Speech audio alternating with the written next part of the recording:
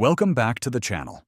Today we're going to show you how to fix your Bush TV remote if it's not working, so you can control your TV without any issues. First, check the batteries in your remote. Make sure they are inserted correctly and have enough power. Replace them with fresh batteries if needed. Next, ensure there's nothing blocking the signal between the remote and the TV. The infrared sensor on the TV needs a clear line of sight to the remote. If the remote still doesn't work, try resetting it.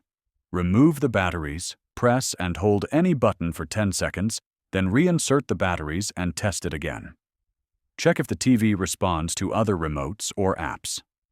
Download the Bush Smart TV app on your smartphone and try controlling the TV from there. If the app works, the issue is likely with your physical remote. Finally, make sure the TV itself is not experiencing issues. Power cycle the TV by unplugging it for a few minutes and then plugging it back in. By following these troubleshooting steps, you can fix a Bush TV remote that's not working and regain full control of your TV.